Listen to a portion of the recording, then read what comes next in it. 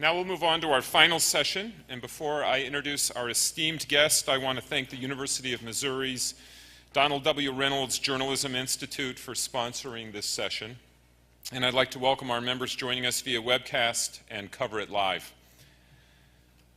Our keynote speaker this morning leads a company that not only changed how information is acquired and delivered, it blew the old paradigms to bits. It organized the great global brain of the internet and put the information at the fingertip of the masses. When your company goes from a noun to a verb, you know that you've had an impact. His remarkable journey began with an electrical engineering degree from Princeton, followed by a master's degree from the University of California at Berkeley, where prophetically he developed a campus computer network. He also earned his PhD in computer science from Berkeley and went on to a number of IT positions before landing at Sun Microsystems, becoming Chief Technology Officer, and then later CEO of Novell. In 2001, he was recruited to an oddly named but promising internet search company founded by two Stanford students. You could say he was a good hire. That internet startup today is the world's largest search engine and an information powerhouse. It's one of the defining cultural phenomena of our times. And you might think that such an internet visionary would see newspapers in his rearview mirror, but not so. He's a passionate believer in newspapers and their role in democracy. Please join me in welcoming the Chairman and Chief Executive Officer of Google, Eric Schmidt. Thank you very much. Thank you. Thank you very, very much. That was very, very kind of you. I'm here because I want to talk about newspapers, information, and the American dream. Why is America so wonderful? Why am I here? Because of freedom of speech. Without freedom of speech, there can be no effective democracy. Without freedom of speech, there can be no, if you will, policing of the elites that dominate so many countries. America is a great idea precisely because it can change. Without freedom of speech, and without the newspapers that make us understand what's really going on, none of the great things that have happened in the last 200 years in America would have occurred. That's fundamentally why I'm here. When you think about the political environment that we've just been through, 6 months, 8 months, huge, huge set of political changes, leadership changes, and business changes, all brought about the fact that people got tired of one set of assumptions and we're now pursuing a different set of assumptions. And although we know that things are changing, we don't know how long it will take. We don't know the scope and depth of the recession that we're now in. But we do know that change comes in hard times, that it comes in recessions. It doesn't come in times of overall abundance. We know that this is when the issues that everybody faces come front and center. But the principles that I talked about, freedom of speech, the role of newspapers, the role of a reporter going and discovering the good and the bad and making everybody, bringing sunshine to everything, is one that will be with us for many, many hundreds of years, thousands of years, and is fundamental to the way I think human systems will work for the rest of eternity. This current economic situation allows us an opportunity to relearn what creates real value. There was a saying a year or two ago that in our system, financial innovation precedes financial regulation. Well, I think that one's gone for a while. I think all of a sudden now we've gotten back to how do you create wealth in a country? How do you create jobs? How do you create happiness? How do you make things better? And the answer is through business investment and in particular innovation. Innovation in all sorts of new ways. Innovation in businesses, innovation in serving customers, literally new inventions that change the world in ways that are very, very profound. From my perspective, the recovery that we will have and that we are very much all looking forward to will be very much technology driven. That the investment that is being made now in science, technology, environmental services, and so forth and so on, all the things that you all know about, will then create the high-paying, export-oriented jobs that will then help define how we go from here. So my basic thesis here is that innovation occurs and business success occurs and societal wealth is created, but only in the backdrop of the principles of free speech. Think about something we all share, which is a focus on transparency. Don't you think that if there had been better transparency in what was going on, a lot of the excesses that we've seen and that we're all upset about would have been addressed much earlier? Ask someone who is a victim of a huge banking bubble or a huge housing scandal if they'd known more earlier, or more importantly, if the thoughtful and knowledgeable people had informed them, they would have taken action earlier. It's the lack of transparency in our government and other governments that was one of the sort of the great problems that got us into this. Again, another example of the importance of free speech. So here we are, and we've got a situation where markets are repriced to historical norms. What's going to happen? If you take my bias and you take my bias about innovation, you can imagine, for example, that audiences, and I want to talk a lot about innovation, that audiences organize themselves into segments. There's the globe, a couple billion people. Well, you're going to reach them with advertising. If you're building a business with a couple million readers, well, maybe you should use the to-be-invented micropayment systems. It's obvious that you'll need those sorts of things. And if you're building a business which has a relatively smaller number, thousands of specialized readers, you'll use subscription services that are complex and powerful, and people will get great value for that. My point here is not that these models are wrong, but rather that they globalize, and that in this time, this is the time when investment in those models creates the next opportunity for all of us. So what happens with the newspaper industry from our perspective is first and foremost a redefinition of what the newspaper of record means. I think everybody here understands the notion of a newspaper of record. It's the one that records what's happening in your life. It's the local newspaper that records what's happening in your city or your town. It's the service, the place that you go for information that matters. It's a national stage and a global stage and a business stage. And we have to reinvent, relearn what the paper of record means in a world where so many different formats and so many different ways that things are being consumed. And fundamentally, the question is, what do you need to do to become the newspaper of record in this new form? And the answer, of course, is ultimately all about reporting, which is what newspapers really are about. It's the relationship that the reporter has with the local police chief and the courts and so forth, and knowing all the things that happen in the local environment, or the national environment, or the global environment that we've been talking about. And so you end up with a situation where you have two models of information, both of which are important. The paper of record, in its appropriate context, available everywhere, and then user-generated content, of which Wikipedia is a phenomenal example. Wikipedia, which has this enormous depth of information, but changes, and then you have the record of what happened. The two coexist, the two merge together, and that's a new model, a new platform, if you will, for how newspapers will evolve. So in that model, newspapers become platforms for technology to use their services, to build businesses on top of them, and also to interlink and hyperlink all of the different information sources that end users will take. Now, the innovation message is fundamental from our perspective and from my personal perspective, because I think it's where real change occurs and it's where real unmet needs are met in our society. And innovation is bizarre because it's very difficult to centrally plan. That innovation fundamentally occurs from, in Google's case, we have a notion of 20% time. In universities, it's 2 graduate students and a young assistant professor who then spin out and create a new company that changes this or changes that or so forth and so on. It's small companies that are founded that provide the economic innovation engine for all of us. You can't plan it, but you can architect a structure where innovation is welcome and where it's taken advantage of. And we're seeing this right now with something called cloud computing. All of us have grown up with the personal computer revolution, We're all familiar with personal computers and Macintoshes and so forth, and centralized computers and these sort of networks.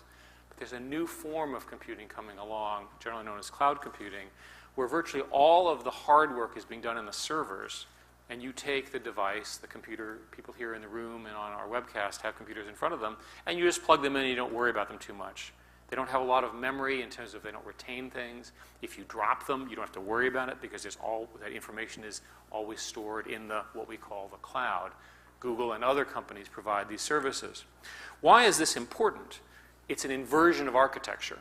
Historically, the networks were unreliable and personal computers were reliable. In this new model, the network is always there, always reliable, and so the hardware can become less reliable, more disposable. You don't have to worry about it. It means all of a sudden you can pick up a phone, a netbook as they're called, a PC or what have you, and everything works, and you can get your work done in the right context. How fast will these networks get? Well, the fastest network that I know about is one in Japan, about 160 megabits per second. Now, how fast is that? That's enough to handle all of the television needs, all the reading needs, all the communications needs, obviously all the telephone needs. That's 1/1,000,000th of that amount of bandwidth for an inexpensive price to the homes that they serve. In America, there's a new standard called DOCSIS 3 that's coming out, which is 50 megabits roughly. So all of a sudden, the technology is enabling not only the development of reliable networks, but really a change in the way information is transmitted. And not just, here we're in a newspaper convention, but also movies, television, and so forth, onto this new substrate. And in fact, that's not the end. It's just the beginning of even more. How fast do these things get better? Well, for those of you who don't know, technology is driven by something called Moore's Law, which is roughly a doubling of capacity every 18 months, or a reduction in cost by about a factor of 2 every 18 months. To help you with the math, that means that in 5 years, it's an improvement of basically, if you sort of work it all out, think of it as roughly 10. In 15 years, it's roughly 1,000. So all of a sudden, off you go. So all of a sudden, take all the numbers that I just told you and multiply them by 1,000. 1,000 times more than what I just told you, 1,000 times faster than what I just told you, because we're not done yet. And the evidence with Moore's Law and other technologies is that this is going to continue for at least another 10 or 15 years because of the great work that's going on in the physics labs and so forth and so on. So in that world, there's some non-obvious stuff. For example, IT systems, the ones that all of us built over the last 20 years, are ending up being sort of slow and relatively difficult to configure because they're so complicated. And this new web system that everybody is excited about and building is really the new platform for a lot of things are happening. It also means that these powerful computers can do data mining. So for example, we built something called Flu Trends, which looks at the way people use information and tries to predict the outbreak of a flu. There's a lot of concern about a repeat of a very severe 1918 flu virus that would kill, many, many tens of millions of people. The analysis says that if we were able to get this out a few months earlier, and we think we can do that, that we can save many tens of thousands of lives because of earlier reporting. There are many, many examples where that kind of early, that instantaneous analysis can get us ahead of everybody else. So when you do this, of course, it brings out all sorts of trust issues. What information do you trust? How do you do this? And when I think about newspapers as fundamentally standing for something about trust, that their brands represent an ethic and a commitment to accuracy and so forth that has served them for many, many years, which all of you should be very proud of. So what can you do if you follow my reasoning that we're going to have these enormous networks, they're being built now, and we see the effects of them already, with everybody interconnected, what can you do with it? Well, the most obvious one, since we have all the information organized, is we can be sitting here, a politician can be giving you a speech, and we can have the politician BS detector. True? Not true. What probability is what he or she said true? Right? And then you and your staff can go and do the research and try to figure out what the real truth is. We can just sort of listen and figure it out. No problem. For every experience you have, there's a search query that you can do. When I wander around, somebody says something, did you know this or did you know this? I check. And you can usually figure out pretty quickly, within a matter of a few seconds, whether what they said is correct or not. Again, these are today. Imagine 5 years or 10 years from now. We have an application on our Android mobile operating system, and phones are available now, and there are others as well, where you go into the store, you take the UPC barcode, you take a picture of it, and it tells you if it's cheaper online, right? From a consumer perspective, that's a tremendous benefit. I'm not sure that the stores are very happy with it, but the fact of the matter is this is what you can do. If you take a look at another application we have on Android, is you can hold up your phone, look around. It knows where it is because it has a GPS. It takes a picture of all the buildings and it tells you what's going on inside of them. Pretty interesting, to the degree that people will tell us that we know what we want. This notion of user empowerment is a non-obvious but fundamental change brought on by the technological revolutions that I'm talking about. What can you do with the combination of these powerful new mobile devices, a GPS, oh, and by the way, a phone as well. And I forgot, there are more cameras now in phones than there are cameras that are not in phones. There are more movie cameras, soon to be more movie cameras on mobile phones than there are movie cameras in movie cameras. Well, the most obvious one for me is here you are in San Diego, and you walk down the street, and since I like history, the phone tells me the history of every building and every scene I'm in as I'm walking along. Why can't it do that now? Well, indeed it can. Because we know where you are, we know what happened, we've got all that world's information.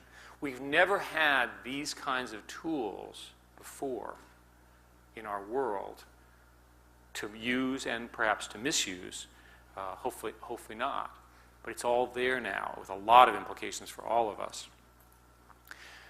So if you tell me about the world right now, tell me what's going on right here, right now. I live in a local context. And then later this afternoon, tell me what's going on right now, where I am next, and so forth.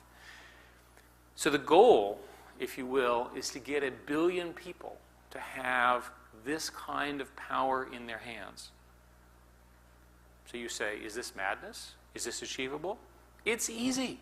There's that many mobile phones being built in the next couple of years with this capability. So this is not some random technology raving. The underlying platform has been built, and indeed the big news this year is that essentially all of the mobile phone operators are now building devices with the kind of capability that I'm describing, with the implication for a lot of us and all the things that we do. Now, what does this mean? It means a lot to how information will be structured and how all of us will have to deal with it. In thinking about newspapers and how they evolve, the first and most interesting idea is to rethink the notion of the story. If we think of newspapers, let's think about the story within the newspaper. The story, of course, has a life. Today, newspapers tend to sort of print them today, and then there's a revision tomorrow, and so forth and so on. But stories have a start, a middle, and an end. And people are fascinated by the beginning and the end. And it's possible now, for example, to algorithmically look and see when the first report was done about something and the last report was done something. But it makes sense to us that stories eventually will evolve, that there'll be a story about Secretary Clinton in Korea, for example, and it has a start and it has a life and it has an end and a resolution. And that notion of resolution is important. A lot of evidence with newspapers is that people feel that when they read the newspaper, when they finish reading the newspaper, they're done. They've achieved their objective. They've learned what they needed to know. We need to come up with the same experience online, and we don't do that very well right now.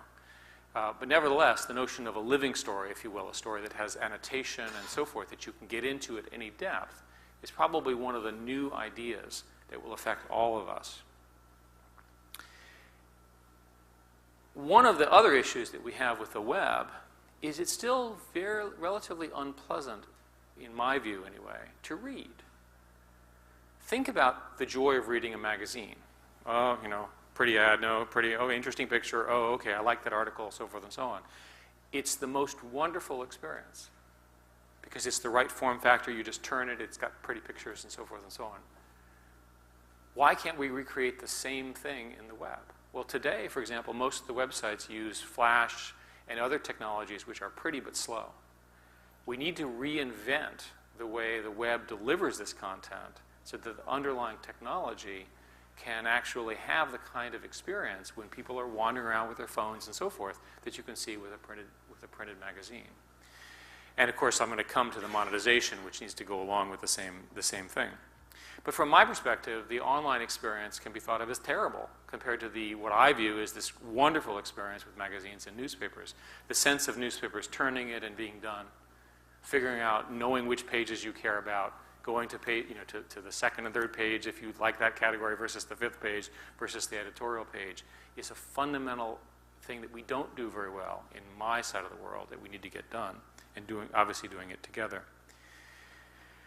On the format, you have the same problem, that the format was one size fits all for good technological reasons, and now we have an opportunity to break through that. And in particular, this format can be very, very different. That people consume information in many, many different ways. And what we've learned in the web is that there is not a one size fits all, that people do things very, very different. We need a new format, if you will, for journalism that will work on all of these new platforms and all of these new formats that I'm talking about. So if you think about all of this, we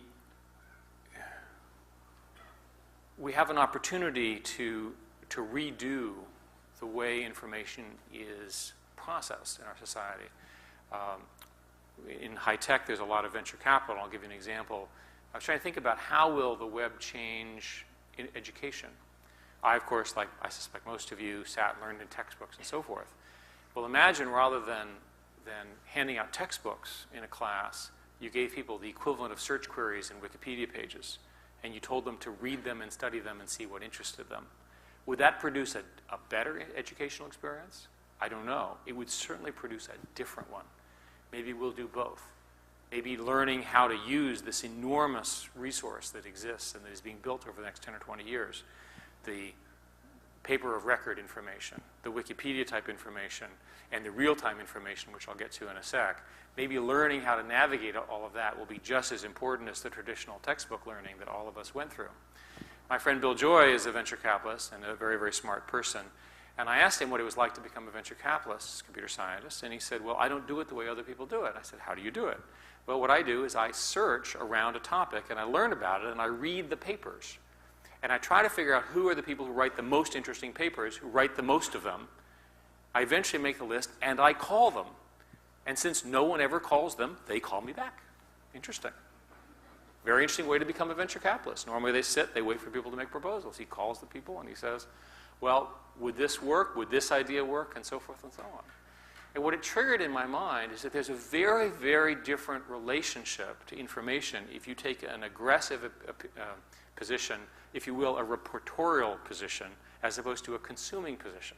If you engage in it and you learn about it and so forth, it's a different outcome. And that opportunity is before all of us with our readers, your readers, our readers, and so forth as we make this thing happen. The reality, now we measure this pretty carefully, the reality is that the vast majority of information is not being produced by any of the traditional mechanisms for making information. It's being produced user to user. And sometimes, free speech gets a little pushed when you start looking at what they produce. And you wonder about taste and judgment and so forth. But the fact of the matter is this is the new world. That a truly fundamental change in the way information is being processed is that we have given the tools of publication to people who maybe they need a better education, let's put it that way. But the important thing is that information is not going to go away. If anything, the growth rates on an aggregate and percentage basis are much, much higher. So all of us now live in this world of a mixture of professionally produced content and, if you will, user-generated content. So how could you use that to advantage? The most obvious example to me would be, think about, let's build up a product. Let's call it WikiMed. Doctors spend all their time with all this specialized information that they have. Why is there not the equivalent of Wikipedia for medicine, where all of the sort of canonical and judgment things that doctors know in their heads, along with shared summaries of outcomes and tests and so forth? Why is there not a single repository for that? Well, there are many reasons for that, but it's obvious that there will be one. So the same thing for every other trade, for every other specialization. maybe even for reporters as to how to be a great reporter. My point is that the notion of this sort of community-generated information is already in aggregate more than professionally produced information and is likely to become more important. So when we build products, when you think about how your users consume things, you'll discover that it's really in both places. So search then becomes fundamentally more personal. It's all about what I want, because I'm the one asking the search, I'm asking the search query. And so in this model that I'm talking about, why doesn't the newspaper know what I read yesterday? Makes sense to me. When I turn on the television, it shows me the same show it showed me yesterday. Clearly a bug in the television. Why does it not already know that I watched that show? This is easy. It's easy to remember this kind of stuff. So the new model of consuming news, since it's personal, whether it's search or other-based, will be knowing that you've already read this. It'll show you the delta. It'll understand a little bit more about what you care about. I don't like sports and I do like international, or I don't like international and I only read sports. And I only care about these teams or these sports, and occasionally I want this other thing. If you remember what I looked for yesterday, you can tell me what has changed. You can also tell me, again, with permission, what my friends are focused on. And the new model of social networks means that people can take their networks of friends, all the way in which that they interact, and they can actually operate as a community around information. This phenomena, pioneered by Facebook and a number of others, looks to us as another fundamental change in the way people will consume information, as people care a lot about what their friends are doing. And so combining all of those two allows us to build a product which I'm just going to call Entertain Me. What I want, and we've not yet built, but I hope we can do someday, is I want a constant stream of entertainment that's consistent with the principles that I'm describing. And entertainment here, I mean very broadly. I mean news and information and gossip and television and radio and so forth and so on, because the computer can know what I care about. Now, when you do all of this, it's very important to know the first and most important law of all this technology, which is you need to know where the off button is, right? Because you can get overloaded. So in that sense, the most obvious question, the question on everybody's minds here, is how do we make money doing this? This is what users want. And one of the fundamental problems with the internet is it doesn't respect traditional scarcity structures. And all of us are struggling with that in various ways. The fact of the matter is it's very difficult to hold information back. So we think the answer is advertising. Now, since 98% of our revenue comes from advertising, I guess we have a bias. But we think it comes from advertising because advertising still is the best way to reach a very, very large audience. And I think if you think of it in that hierarchy, not only do you have local audiences, but you now have national and global audiences for advertisers. The kinds of products that can be built here in advertising and that we're beginning to build are equivalently exciting. What's advertising about? It's about engagement. It's about telling a story. What do marketers care about? They care about telling a story. They tell it in a picture or a word or a phrase. Well, in this new world, they can tell it with time and engagement. You click on an ad and all of a sudden it's a narrative. Why don't we have ads that have narratives and pictures and so forth? Why don't we have ads that are the equivalent of multi-user games, where the other people who are also participating in the ads are also interacting with each other in real time? You want to talk about time that a customer spends inside of an ad? That's a way to do it. Take the ideas of networks and gaming and so forth and apply them. All of that technology becomes possible over the next few years. Those ads, in our view, replace the traditional advertising models that all of us grew up with because they're just so much more compelling. Now, they don't replace them all at once, and it takes a very long time. But the fact of the matter is that advertising works when it adds value to the customer, when it tells them something they don't know, when it gets them educated or excited or passionate. And the advertising industry is very, very good at doing this. We recently brought out a set of products called instrument-based advertising that allow us to tailor to people's interests and so forth. And importantly, people can opt out if they don't like the way we've constructed their tastes and so forth. They'll just turn the whole thing off precisely. The important thing here is that advertising that's useful is going to work. We know it works because we can measure it. So an example would be, if you have an ad for an espresso machine, typical example, today we would show you a text ad, which is fine, but wouldn't it be better if it had pictures, prices, how to buy it, and all that kind of stuff? So if we take the premise that we have an advertising model that's going to work, and we have this explosion in mobile content with all of the sort of people working and so forth and so on that I've been talking about, and all of that changes, what does it mean for how people will use it? Well, to me, the most interesting example is the Kindle, which is, I think, very successful. And what I like about the Kindle is it's another example of cloud computing for specialists, for people who care a lot about newspapers and books and so forth. It's a model that works. It works economically, because it's a subscription-based model. It works technologically. And imagine as that platform evolves how much more powerful it is. It's the first of, I think, many that are going to come in this new model. So what happens to this if you take the world of radio and television broadcast, internet, cable, broadcast, newspaper, everything sort of being online, these huge pipes that come out of the internet with all of this content and everybody seeking everybody's attention? Well, a lot of new things happen. You can imagine live concerts, right, where the live concerts take the videos that are coming out of people's cell phones and stream them on stage right there in the local context. You want to talk about something exciting, get the fans involved directly in the performance. When you think about movie theaters, here we are, we're all in the same movie theater, we're all watching the same movie, and we're all tweeting or twittering to each other, oh, I think she's wrong, or oh, I don't think that's the right thing, or oh, he didn't kill her, or what have you. This is going to happen because of this notion of being in a shared community, derives information so powerfully. Here we are, and we're all sitting here listening to me. Why don't we have mood mapping? Everybody sort of tweets, well, I don't like it, or I do like it, or so forth. We can do it real time. This is the year when real time gets added to the equation that we are all dealing with now that I've been talking about so far. So all of a sudden, in addition to professional content, the building of the web, all of the user-generated content, it's now all becoming real time. It is that sum that defines both the problem and the opportunity that all of us see. I've been thinking about how does this play out globally. One of the great things that's happened in the last few years is the ability to do simultaneous translation of everything. 100 languages translated into 100 other languages. It will be possible relatively soon for you to instant message somebody who does not speak your language, because we'll be able to translate it enough contextually to have you be able to have a conversation. I think that's pretty neat. The same thing for these social communities.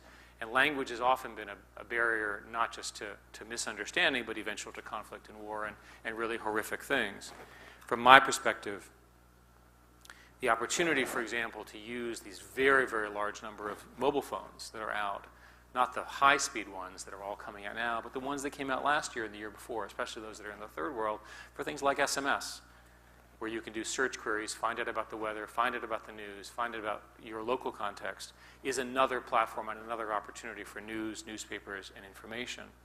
And it's one where real-time, life-critical information can be transmitted for people who will never have, at least are unlikely to have, access to a television or a personal computer or the kinds of networks that I'm talking about. So my point here is that when you add all of this up, and I'll finish up to put it into context, you have the fundamental principle, freedom of speech, freedom of expression, the enormous impact that newspapers have had in governance, in creating a civil society, in creating a great country. The sum of all of that has delivered us to this point, economically, politically, and so forth, where it's now an opportunity for us to understand how innovation really occurs and what will really get us going again. From our perspective, the innovation opportunities are around the cloud computing platform, all of the technologies that I talked about, and the fact that end users, your readers, our consumers, our searchers, and so forth, have these infinitely larger choices around both professionally produced content and user-generated content and real-time content. They will decide how successful we are. based on the quality of the information that we produce, the number of voices, and so forth. From our perspective, we need those voices. Google is not a content company. We're not reporters. We don't understand this stuff particularly well. What we do is build platforms that can enable the broad use and distribution of many, many different forms of content and information, and understand and using clever computer tricks, basically assemble all of this information into one place. Why has this been so hard? Why is everybody so worried? Well, it's a very hard transition. These are models that are changing. Consumers are changing even more quickly than I had ever thought. It will be, in all of these industries, 5 or 10 years of very difficult business restructuring, business questions, as everybody tries to understand how to move to this new model. The fundamental issue, and I'll say it again, is that the internet distribution model doesn't work on scarcity, that it works on ubiquity. And that what we have to do is find models that involve very broad distribution and that you make money all along the way. We, of course, are in the advertising business, and we think that money will be there. We think that there's a way to do it with even more targeting and even more immersive kinds of advertising models. And we think that that is the ultimate outcome for how all this will play out. In 1831, de Tocqueville toured America, and I'm paraphrasing, and said that America will do well because of its sunny optimism, its abundance of land, and its absence of a king. When I think today, I think the same thing is still true. The political dynamic, the enormous resources that we have, the ingenuity of our people, the sum of all of that, I think creates a next set of opportunities for us to seize, for us to take, for us to build businesses on top of. From my perspective, we have to embrace what users want together. And by doing that, I think we can win big. So with that, thank you very much.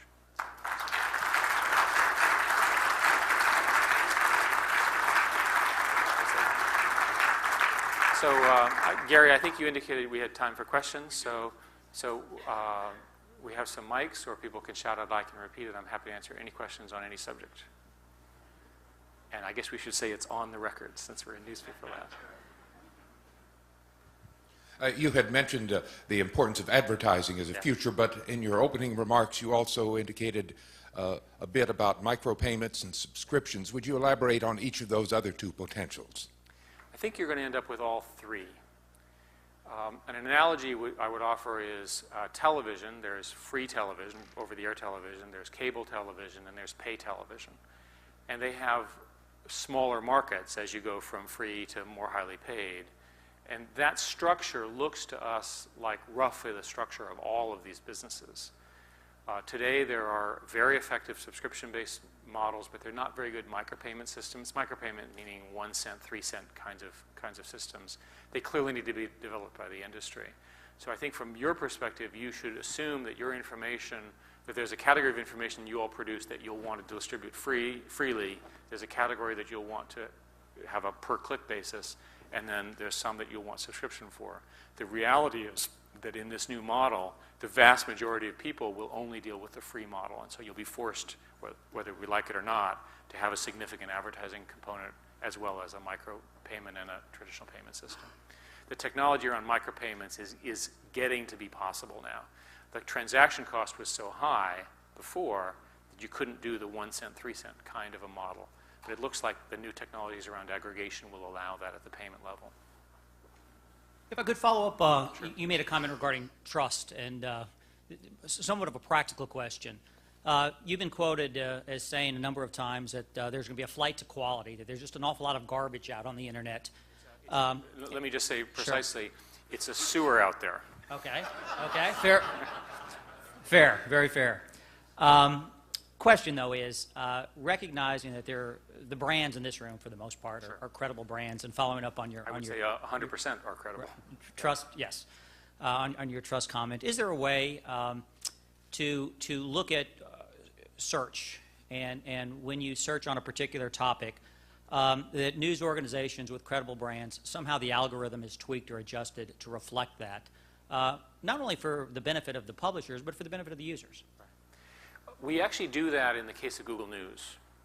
Google News uses a relatively fixed set of sources which are selected based on exactly the kind of trust that you're describing. So the answer to your question is yes on Google News. For general search, we've been careful not to bias it using our own judgment of trust, because we're never sure if we get it right.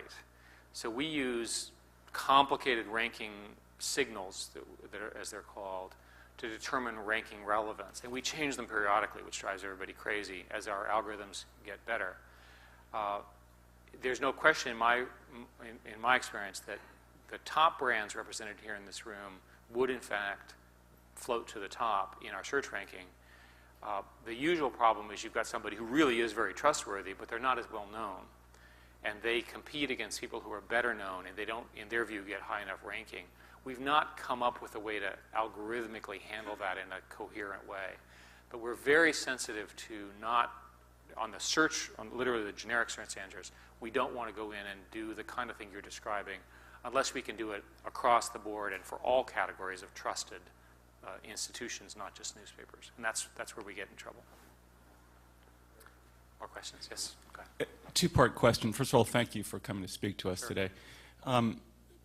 Part one, speak frankly, if you would, about how you feel newspapers have performed digitally over the past 10 or 15 years. And then part two, let's assume that one of your greatest fantasies in life came true and you became the CEO of an American newspaper company. And what would be the top 2 or 3 or 4 things that you would do as the CEO of a newspaper company in the digital space? What would you make sure that this newspaper company did immediately in the digital space? So, and the first question was? Speak frankly about our performance. How do you feel American newspapers have done? I can sort of answer both questions at the same time. I was very impressed by how quickly all the newspapers that I talked with in the mid to late 90s embraced the web. And essentially all of them quickly understood, first, the repurposing of existing print stories onto the web, and then the creation of reporters' blogs. The criticism, if I can offer one, is that there wasn't an act after that. There wasn't a thing after. In other words, that's great. You guys did a superb job. And the act after that is a much harder question, which is how do you keep engagement? How do you avoid being disintermediated, if you will, into just a set of stories that are aggregated with your brand on them, which is what has happened to some newspapers. So in the case of just that you were describing, if I were involved with the digital part of a newspaper, trying to understand what to do, I would first and foremost try to understand what my reader wants. It's obvious to me that the majority of the circulation in a newspaper should be online rather than printed. There should be 5 times, 10 times more circulation because there's no distribution cost. It doesn't cost anything to read it online from the end user perspective. So I would start with my diagnosis is, how do we get to 10 times more readers online? What do they want to see? What is their style? My own bias, by the way, is a technology one. I think the sites are slow. I mean, they literally are not fast. When I read the paper, they're actually slower than reading the paper, and that's something that can be worked on in a technical basis. I should also mention that at Google, we're working hard to try to address the technological question that you're asking, but we don't have easy answers here. This is something where better development tools, better hosting tools, and so forth from the industry as a whole will make a big difference for newspaper publishers. More questions? Yes. Mr. Schmidt, the Associated Press resolved over the last few days to take a more aggressive approach to enforcement of intellectual property rights. Speaking from your perspective at Google, what impact, if any, do you think that would have on the relationship between Google and the Associated Press and the members it represents? And secondly, looking ahead on intellectual property generally, how effective do you think that more aggressive approach might prove to be? With respect to the Associated Press, we at Google have a multi-million-dollar deal with the Associated Press, not only to distribute their content, but also to host it at our servers. So I was a little confused by all of the excitement in the news in the last 24 hours. I'm not quite sure what they were referring to. But we have a very, very successful deal with AP, and hopefully that will continue for many, many years. Your second question? If you would look ahead a little bit on the outlook of the future of intellectual property rights as affected by the growth of digital publishing. The ultimate resolution of all of these, and we have lawyers in the room, is ultimately determined by how you interpret fair use. And in my position, I've come to learn that lawyers go to different schools. And if you went to school A, you learned it one way, and if you went to school B, you learned it another way. And if you're Google, all your lawyers went to school B, and if you're the other side, all your lawyers went to school A. And I am not a lawyer, so I will simply report what the school B lawyers say. And then if you're a lawyer and you went to school A or B, you can just tell me so I can figure out how to talk to you. From our perspective, we've looked at this pretty thoroughly, and there is always a tension around fair use. But ultimately, fair use is a balance of interest in favor of the consumer. And that I would encourage everybody, when they think about, and all the rhetoric and all the concern about this or that, think in terms of what your reader wants. Try to figure out how to solve their problem. These are ultimately consumer businesses, and if you piss off enough of them, you will not have any more, right? Or if you make them happy, you will grow them quickly. And so we try really hard to think that way, and these are often uncomfortable at Google as well as at other companies. You could have to ask a more specific question. I could respond more specifically. Well, do you think that the intellectual property rights will continue to erode given the digital future as you see it? There are laws that cover these things. So it's important that all of us respect the law. And it is a balance of interest between the copyright holder, and we try very much to respect the copyright holder. There are all sorts of examples where Google is the company in the middle of one of these sort of disputes that people really never resolved. We came to what looks like a very good settlement with respect to, for example, books. So I disagree with your premise that they will continue to erode. What I do believe is that all of these partially thought through legal systems are being challenged by the ubiquity of the internet, just as free speech is being affected by the fact that people are now free to speak whatever they think, even if we really don't want to hear them. It's the same problem. I would tell you, by the way, that these issues we faced these issues for many, many years in our society, generations before us, and we resolved them in a way that caused the right thing to occur, that businesses were built, entrepreneurs were able to create new businesses, and consumers were ultimately being met. So I disagree with you that it's obvious that there's an erosion of future intellectual property rights. There is a problem, if by that you mean people stealing, there is a problem where countries outside of America do not have the same kind of laws, and it's really an issue. So if that's what you're referring to, then yes, it is an issue. Yeah. Thank you again for coming today. Sure.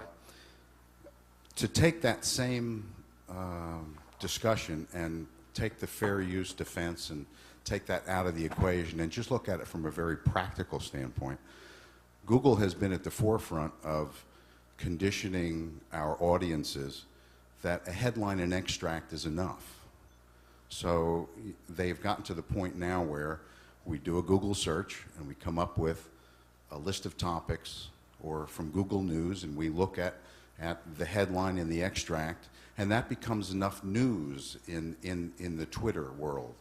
So that what happens is that now Google becomes the point in the middle between that audience, that consumer, supporting the creation of that professional content you were talking about. Okay. So the real question becomes, how can the media industry in general partner with Google to help support that professional content when the consumer is, the headline and extract is good enough? Again, I want to be careful not to criticize consumers for doing things that are idiotic. You can have your opinion, but my position here is we love our consumers even if I don't like what they're doing. And in Google News' case, for example, when we first built Google News, I remember being absolutely terrified the first meeting of this category I was in. And then one of the editors came up and said, "This is a great product." And I said, "Why?" He said, "Because it provides me a summary every day from which I can then do quality work." I said, "Okay, well, that's a good answer." And everybody here understands that everyone here has an opportunity to opt out of all of this by using robots.txt and other. These are one-line changes that can take all of the information out of Google. And again, it's your content, we respect that, and so forth. So given that it's a problem that we all share, that consumers want to do this thing, I would first observe that Google News is not very much different from the news that I get on the radio. That basically, when I listen to the radio, I hear roughly the same headlines that I see on Google News. So I'm not sure that it's a new form. I think it's a transmitted form. My general answer to this question has to do with getting people to take the next step. If you see a headline, what I want you to do is I want you to think, oh, that's interesting, I want to know more. And then based on that, I want you to click to the newspaper website or to Wikipedia or to wherever. If we can build products, and we have teams at Google working on this, which roughly work like that, where there's a one-liner that's interesting, and you click there and you go into layer after layer after layer of information. And by the way, not just text, but also video, entertainment, and so forth and so on. That's personalized. We think that we can build a business, again, with you guys, with significant advertising resources where the advertising is targeted to the content. To me, that's the only solution we've come up with to this problem. I don't think we're fundamentally going to decrease the fascination that the world has with Britney Spears. I think it's just fundamentally going to continue. And Gary says I have time for one more question, so. If one of the issues that still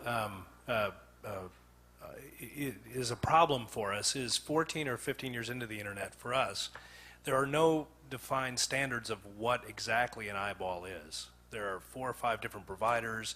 If you look at your internal data versus an external source, you will go absolutely crazy. How do you all look at what is truth to you when it comes to either external or internal sources of audience counting that make the most sense to develop into a standard over time? We look at clicks, and we also look at how long people stay on a page, and we can then infer interest. Your question is so good because it shows you how early we are in the industry. We don't have combined, accurate, audited ways of measuring audiences, counting, advertisers, and so on, all of which has to be developed as a technology behind the businesses that all of us are going to build. It took many, many years for the same business structures to be, for example, designed for the audit circulation bureaus for magazines. The same thing is going to occur, and it will occur because it needs to be. From our perspective, we use our internal information, which is accurate, but as I agree, there's not a uniform standard for it, and that will be developed. With that, Gary says I'm done, so thank you very, very much. I hope you guys enjoyed it.